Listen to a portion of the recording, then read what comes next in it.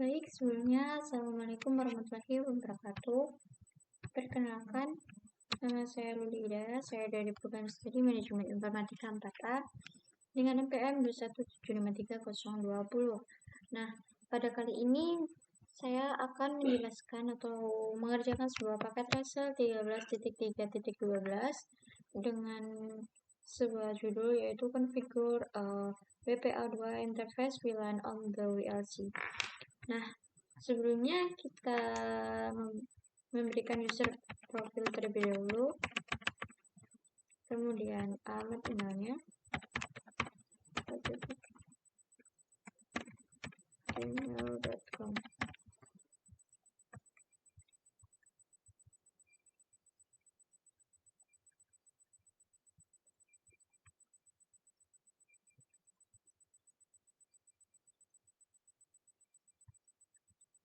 Nah,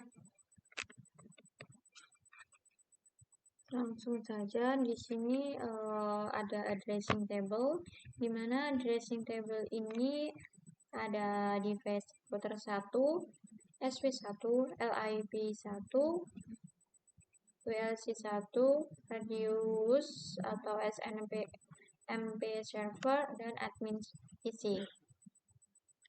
Di masing-masing ini terdapat interface-nya, seperti contohnya di router 1, yaitu G0/0/0.5 dengan IP 192.168.5.1/124 dan seterusnya. Di sini bisa kita lihat masing-masing table ini, masing-masing default terdapat interface dan IP address yang berbeda-beda.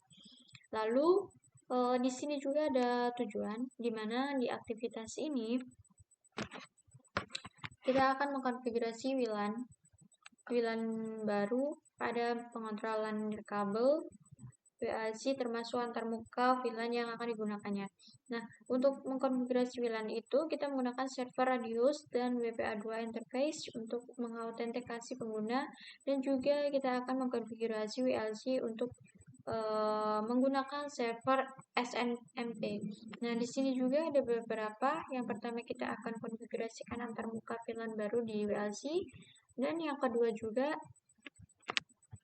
kita akan mengkonfigurasikan WLAN baru di VLC, kemudian kita mengkonfigurasikan cakupan baru di server DHCP interface VLC, kemudian konfigurasikan VLC dengan pengaturan SNMP, dan kita juga mengkonfigurasikan VLC untuk menggunakan server radius untuk mengautentikasikan pengguna WLAN. Kemudian di sini juga kita akan amankan WLAN dan WPA2 interface. Kemudian dan ini juga kita akan menghubungkan host ke WLAN VLC baru. Nah, untuk background-nya itu bisa kita lihat di sini. Di background ini kita telah mengkonfigurasi dan menguji VLC dan WLAN yang ada.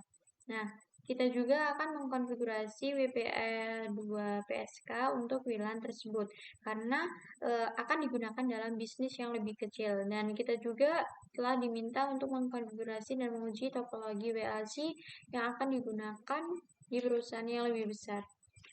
Kita tahu bahwa WPA2 atau PSK ini tidak dapat diskalakan dengan baik dan tidak sesuai untuk digunakan di jaringan perusahaan. Nah, untuk topologi baru ini kita akan menggunakan sebuah server radius dan WPA2 interface untuk mengautentikasi pengguna WLAN, dan ini memungkinkan sebuah administrasi akun pengguna dari lokasi pusat dan memberi keamanan dan transparansi yang ditingkatkan karena setiap akun ini memiliki nama pengguna dan kata sandinya sendiri.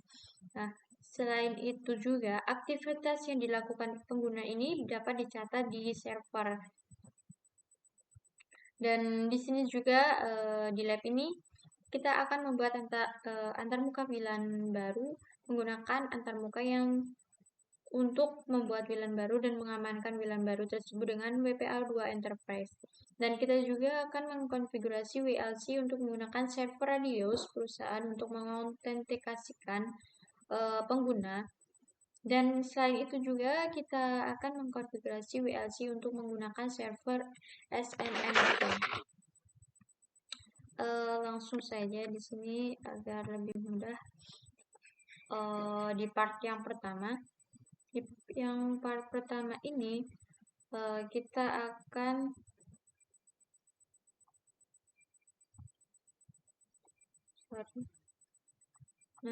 kita akan create a new VLAN. Kita akan membuat sebuah VLAN baru.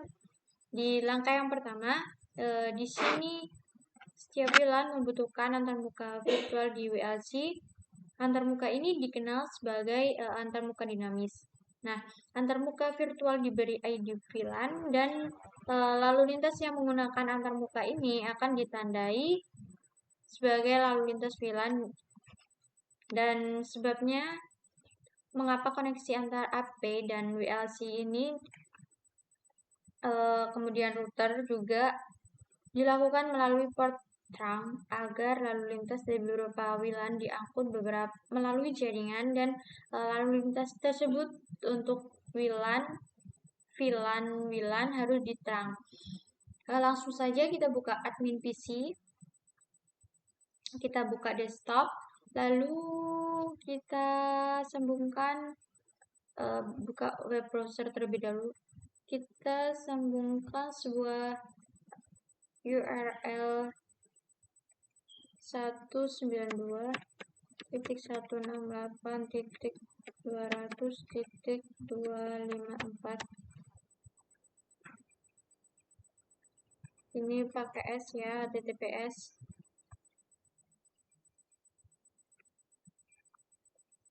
Satu 192.168.200.254.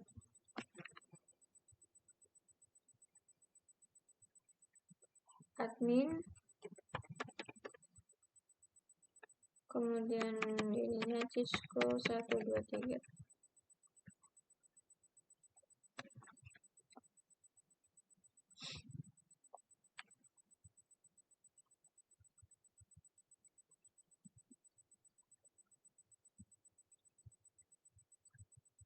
Oke, kita klik Ctrl dan kita pilih interface. Lalu di sini juga kita melihat interface virtual, default, dan interface management tempat kita terhubung. Kita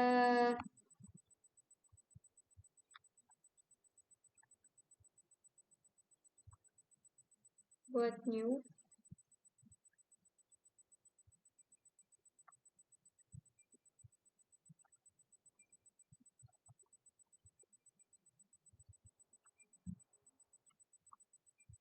Lalu kita masukkan antarmuka baru, menyebutkan VLAN 5. Kita konfigurasikan ID VLAN-nya itu 5. VLAN inilah yang akan membawa trafik untuk VLAN yang kita buat nanti. Kita terapkan terlebih dulu, kita apply.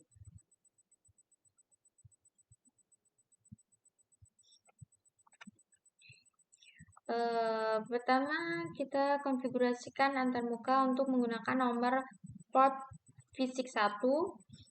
Beberapa antarmuka VLAN juga dapat menggunakan port fisik yang sama karena interface fisik ini seperti port trunk yang khusus. Kemudian kita ini terlebih dahulu port 1. Lalu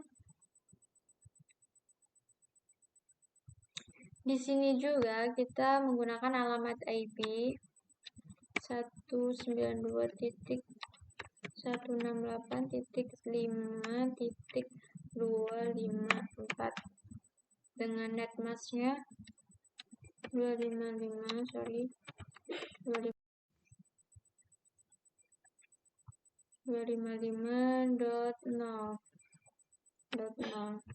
Kemudian gateway-nya 192.168.5.1. Nah, setelah itu kita juga di sini menambahkan primary DHCP server, yaitu 192.168.5.1. Nah, di sini di lalu lintas pengguna untuk WLAN yang menggunakan antarmuka VLAN ini akan berada di jaringan 192.168.5.0/24 dengan gateway defaultnya alamat antarmuka pada router 1. Kemudian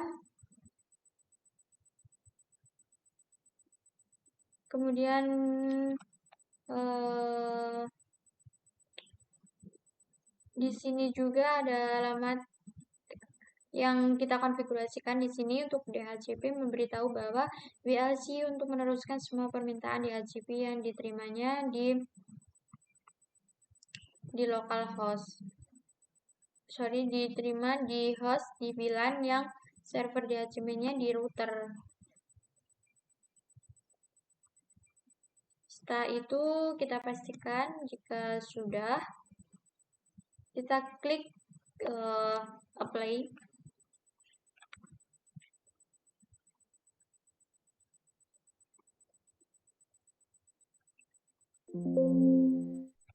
Kemudian kita save configuration-nya.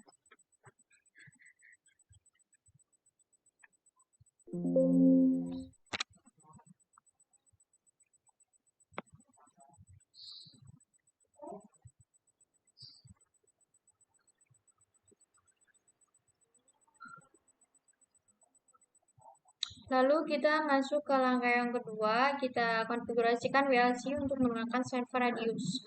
Nah, di WPA2 interface ini menggunakan server radius eksternal untuk mengautentikasi pengguna WLAN. Nah, kemudian akun pengguna individu dengan nama pengguna dan kata sandi unik dapat dikonfigurasi di server radius. Sebelum WLC dapat menggunakan layanan dari server radius, WLC juga harus dikonfigurasi dengan alamat server. Nah, untuk poin yang ke A ini, kita bisa mengklik menu security, kemudian kita pilih tombol baru, new, lalu kita server radius akan mengautentikasikan WLC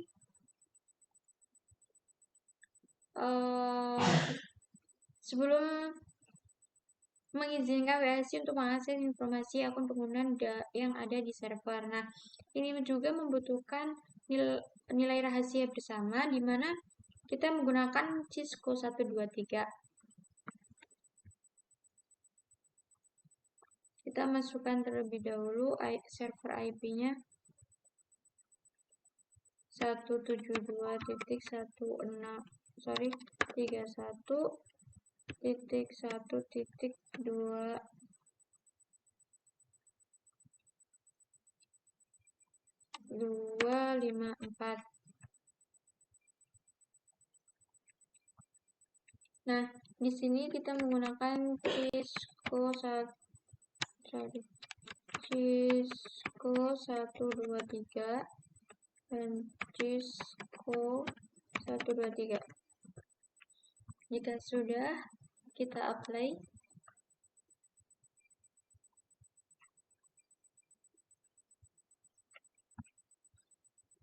Nah, di sini juga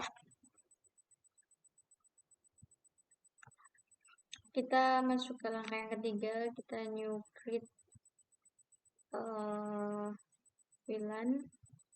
Di sini kita buat VLAN baru. Kita klik enter VLAN di VLAN menu. Kita buat VLAN.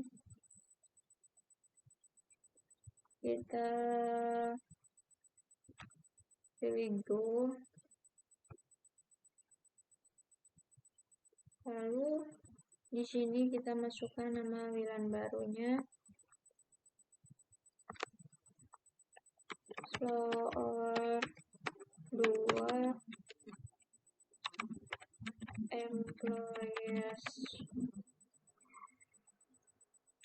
SSID min 5 dengan ininya 5. Kemudian host ID-nya 5 ya. Kemudian kita apply.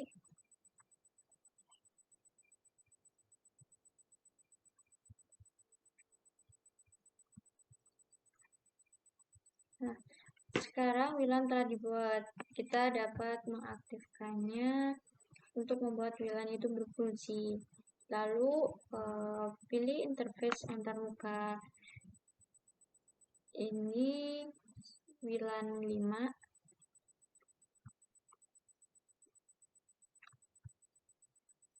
Kemudian kita masuk ke interface atau grup. Ini kan kita udah pilih yang 5. Setelah itu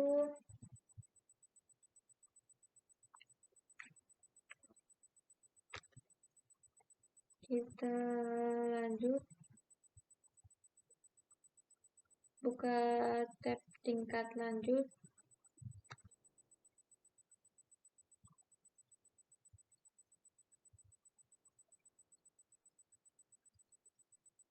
Kita pilih ini ya. Kita pilih di Flex Connect Local, kita aktifkan.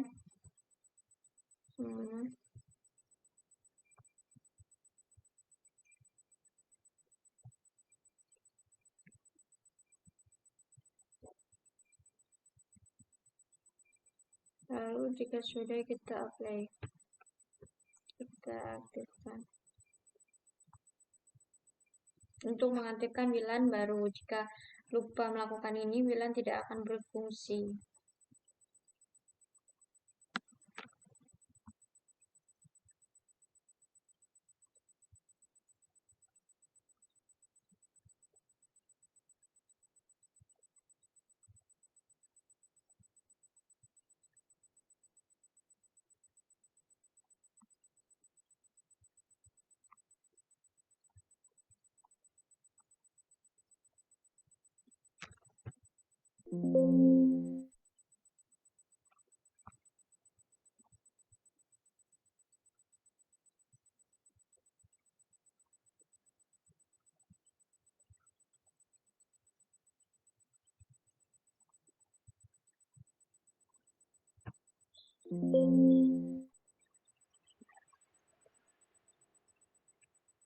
Nah, jika sudah, kita VLAN.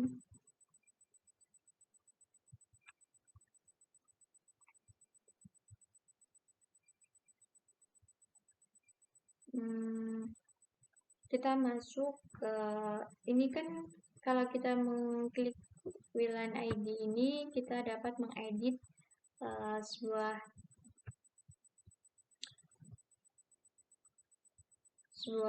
VLAN untuk melanjutkan konfigurasinya. Di sini kita masuk ke security, lalu di sini kita ubah ini WPA plus WPA 2, kemudian WPA 2 college, lalu kita klik 802.1x ini, lalu klik server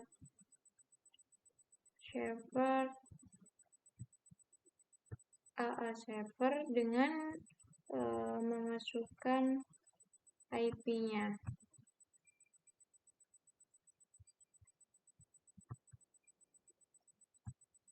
Jika sudah,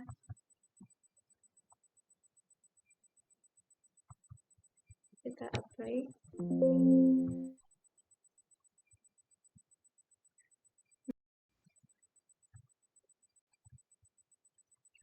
Bagian part yang kedua, kita akan konfigurasi DHCP scope and SNMP.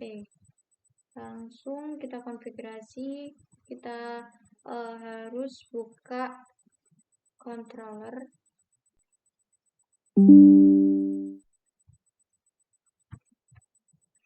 Setelah kita buka controller itu, kita masuk ke interface. Kemudian di sini kita klik yang VLAN 2. Di sini kan kita klik interface untuk melihat interface apa yang ada. Di sini ada VLAN 2, manajemen virtual. Kemudian kita klik interface manajemen.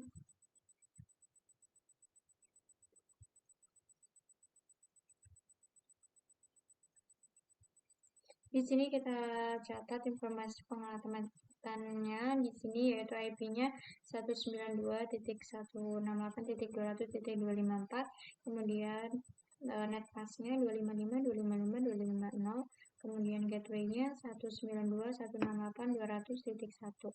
Nah, dengan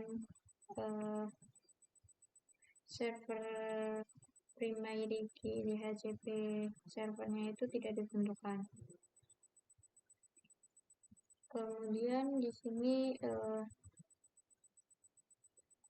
kami melihat PLC menggunakan server DHCP-nya sendiri untuk menyediakan pengamatan perangkat di jaringan manajemen kabel seperti AP yang ringan. Kemudian untuk alasan ini, masukkan alamat IP antarmuka manajemen sebagai server DHCP primary key dengan kita klik terapkan OK untuk mengakui sebuah pesan di peringatan yang akan muncul. Nah, di sini kita berikan sebuah ini 192.168.5.1.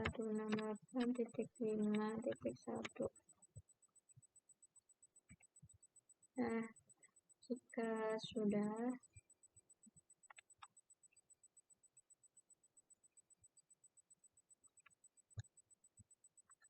kita juga memasukkan ininya 5.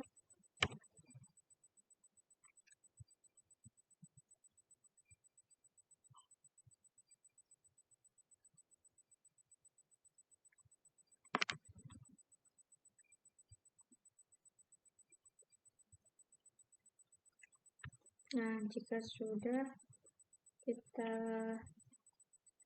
klik terapkan.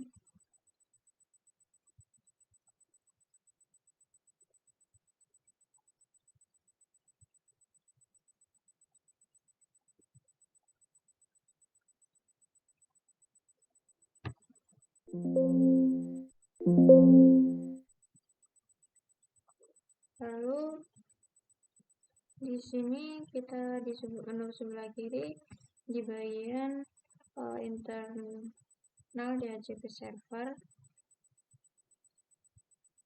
ini kita buka link scope DHCP-nya, lingkup. Nah, di sini bisa kita lihat kita buat cangkupan DHCP dengan mengklik sebuah new pada DHCP.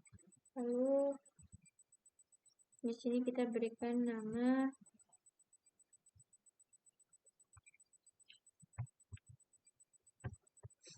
VRAT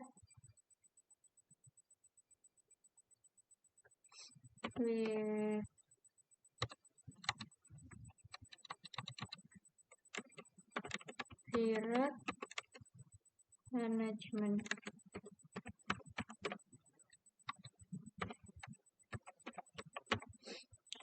management. Nah, di sini kita melakukan sebuah konfigurasi cakupan DHCP ini untuk memberikan alamat jaringan infrastruktur perkabalan yang menyambung PC admin VLC 1 LAP 1.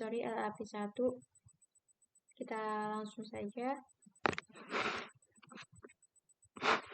klik apply.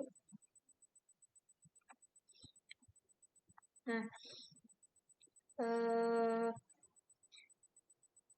kita klik cangkupan di konfigurasi kabel lingkup.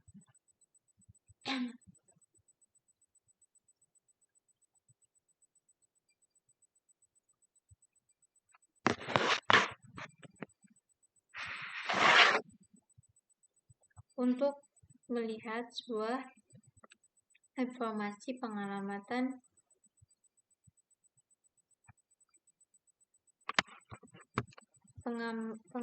untuk cakupan. Kita masukkan informasi dengan alamat Polestar addressnya 192.168.200.240, kemudian 192.168.200.249 dengan network status.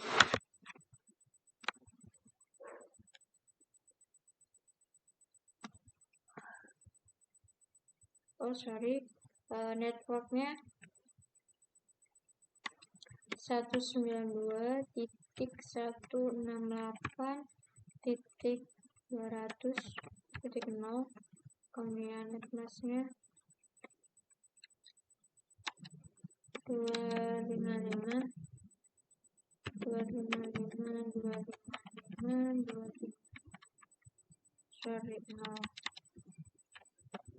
Kemudian default routernya kita masukkan 192.168.200.1. kemudian kita enable. Setelah itu kita klik terapkan.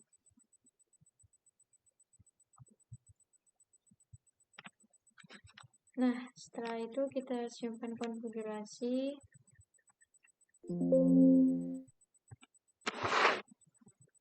Nah, server DHCP internal sekarang akan memberikan alamat ke LAP1 setelah penundaan singkat. Ketika LAP1 memiliki alamat IP-nya, terowongan CAP WAP akan dibuat dan LAP1 akan dapat memberikan akses ke WLAN karyawan lantai SSID 5. Langkah kedua, kita konfigurasi SNMP.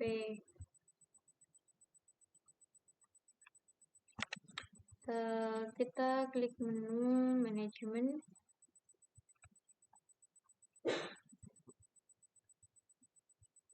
Kemudian kita perluas entry SNMP. Kita klik SNMP. Kita klik yang trap receiver. Lalu di sini kita pilih new.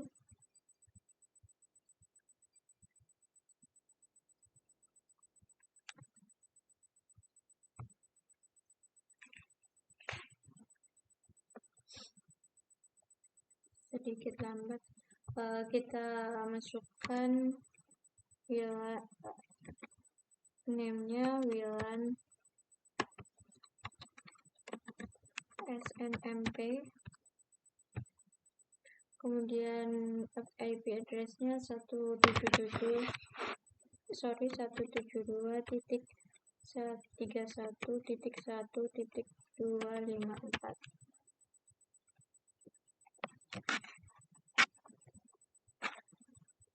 Nah, di sini sudah. Ketika sudah kita apply,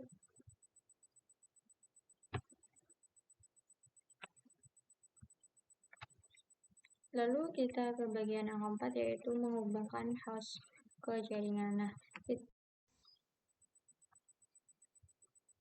kita masuk di Wirahost, dimana di sini kita buka isi Wirahost, kita tap profil, kita default,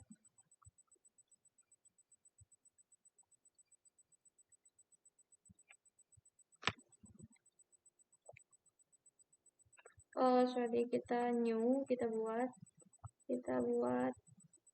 VLC map,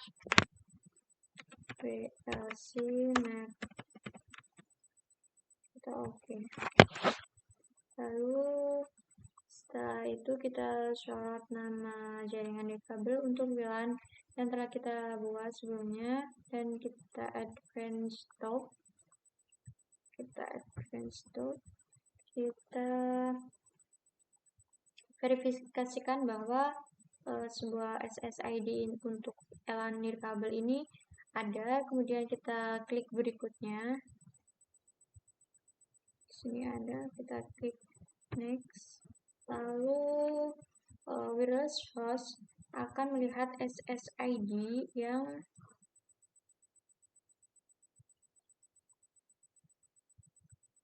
SSID 5. Jika tidak, gerakan mouse akan tetap ke LIP1 untuk memverifikasi bahwa ia sedang berkomunikasi dengan WLS. Dan jika tidak, dia periksa konfigurasi WLS, dan kita juga dapat memasukkan SSID secara manual. Kemudian setelah kita pilih next tadi, muncul network setting, di mana verifikasi ini bahwa pengaturan jaringan DHCP dipilih dan klik berikutnya. Kita akan pilih yang DHCP, kemudian klik lanjut. Nah, di sini di kotak ini terdapat security. Kita pilih WPA2 Enterprise, WPA2 Enterprise. Nah, setelah itu kita next. Lalu kita pilih login name user 1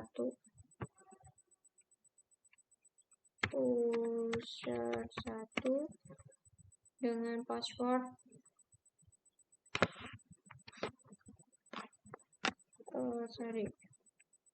user 1 passwordnya user 1 PASS. Kemudian setelah itu kita next. Nah, jika sudah, kita verifikasi pengaturan alamat pengaturan profil, kita klik save. Kita pilih WLAN WLC dan klik kita tombol connect to. Nah, di sini jika kita buka Wirahost terlebih dahulu.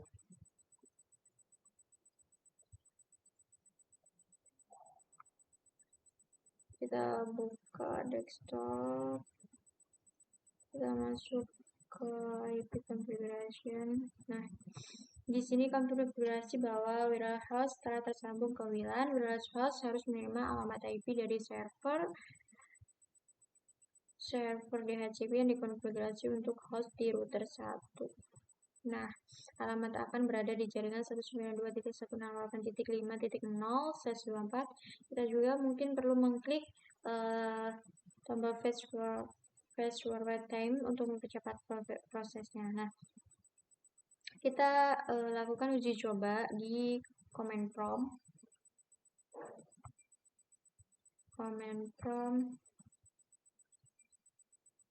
Kita masukkan di sini, kita buka command prompt dan perintah, dan kita konfirmasi bahwa laptop host nirkabel telah memperoleh alamat IP dari jaringan WLAN. Dimana di sini ada pertanyaan, dimana di jaringan mana seharusnya alamat itu berada. Kita alamat itu harus berada di jaringan 192.168.5.0.124 karena interface dikonfigurasi untuk mendapatkan alamat IP-nya dari 192.168.5.1. Nah, itu adalah alamat subinterface router untuk VLAN 5. DHCP berjalan di router untuk memberikan sebuah alamat ke host kabel. Kita ping gateway default, SW1, dan shaver radius. Kita ping 172.31.1.254.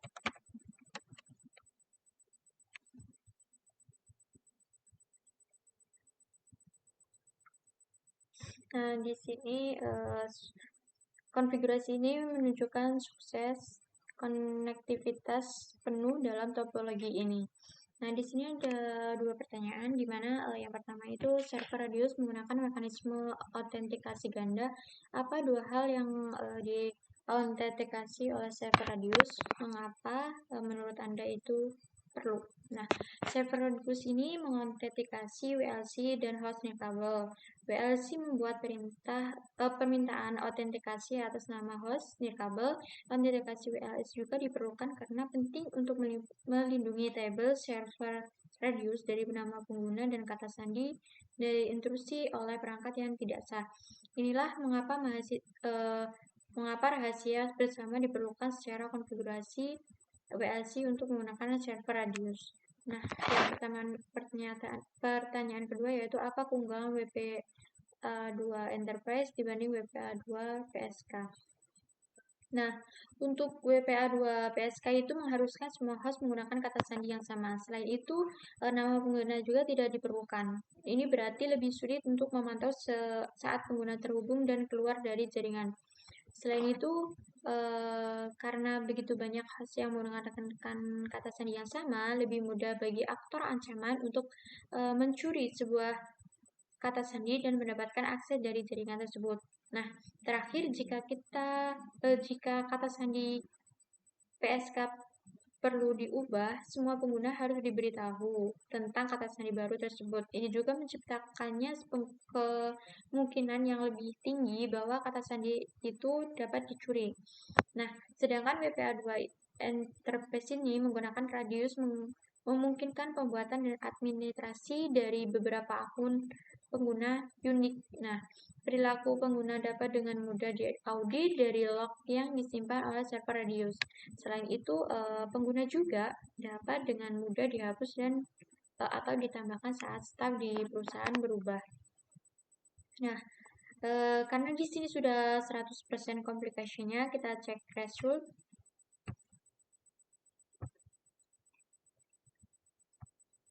Di sini tertera bahwa aktivitas threshold congratulations Lulu Hidayah, you complete the activity. Nah, jika kita sudah melakukan aktivitasnya 100%, maka di sini assessment itemnya itu tercentang hijau semua. Nah, berikut yang dapat saya sampaikan dan jelaskan, kurang lebihnya saya mohon maaf. Saya akhiri. Wassalamualaikum warahmatullahi wabarakatuh.